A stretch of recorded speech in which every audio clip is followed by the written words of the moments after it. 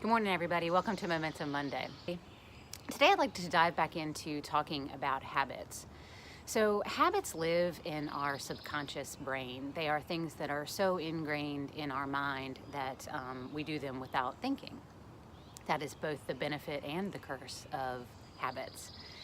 An interesting thing about the anatomy of a habit is that it's comprised of three things. You have a cue, you have the routine, and then the reward.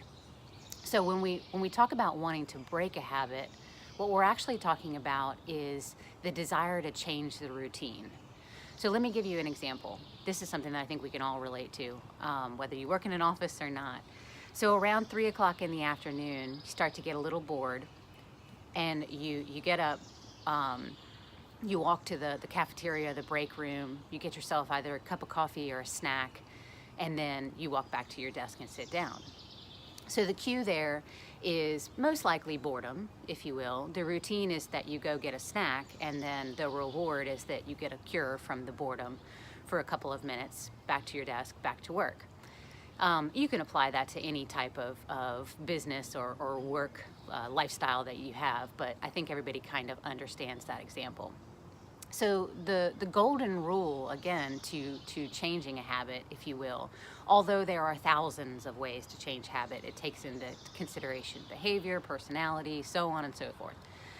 But just generally speaking, you're still going to have the cue. So let's take our example here. You're still going to have the cue of boredom, but changing the routine, like maybe going outside and taking a lap around the building and then coming back to your desk.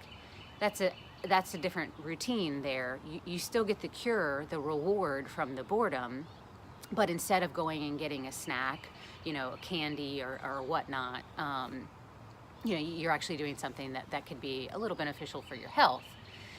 So that's kind of the simplicity of changing a habit.